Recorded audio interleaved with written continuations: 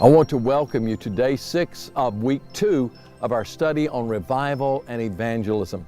Today I want to talk to you about persistent prayer.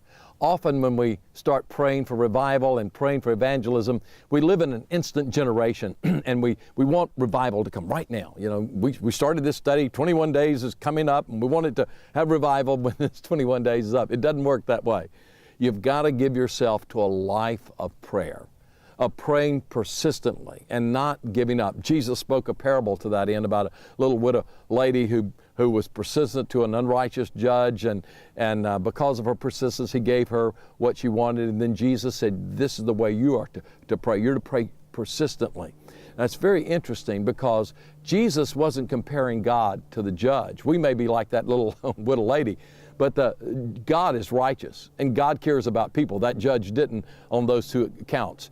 But what prayer is intimacy with God. So why do we have to consistently and persistently pray? First of all, it changes us. You see, the reason for continually coming before God's throne is not to change someone else. Remember what the purpose of God in our life is to change us. Let me share an illustration that I think will help you understand this. I told you about my mother, how I prayed for her for 25 years. My mother wouldn't talk to me. She didn't want to hear anything. But one day when I was having my quiet time, I was so burdened for my mother, and I prayed for her. It'd been about 10 years of praying for my mom, and it just seemed like, it was hopeless. And the Lord spoke to me, and he said to me, son, the problem is not your mother, you're the problem. I said, what do you mean, Lord? And he spoke to my heart. He said, my mom had a tough life. My dad was sick, and my mom was the breadwinner, and she had to go to work early in the morning, came home late in the afternoons, and then she had to take care of us kids, and then my dad was sick and had to take care of him, and it was a rough life for her. And you've never once told her how you appreciate her sacrifice.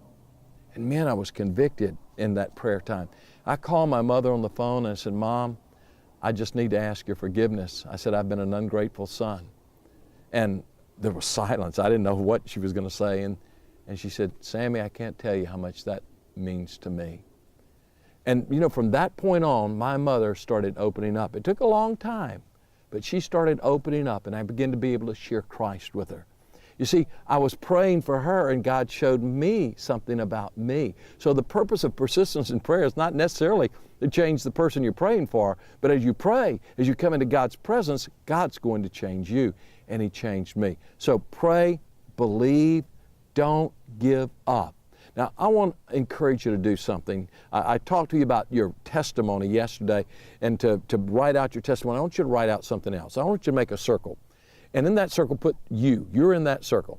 Then I want you to make another circle and put your family. And write out your family members' names. Then I want you to make a broader circle, and that's your friends. And write out those people that you're close to. And then write a bigger circle, your acquaintances, and write them. And then in that circle, those circles that you've made, those concentric circles that you've created, I want you to list the people in those circles who need Jesus. And I want you to begin to pray for them. And don't give up. Every day, you pray for those people who are in those circles who need Jesus Christ.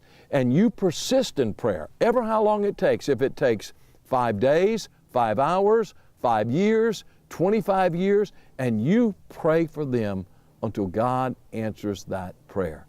God will do it. And by the way, my grandmother prayed for my father, and she died, didn't see the answer to the prayer. But God answered her prayer, and he was saved long after. In fact, it was 25 years after my grandmother died, God saved my dad. So you don't give up. You don't lose heart. You don't grow faint or weary in your praying. You persist and you're praying. God will answer those prayers.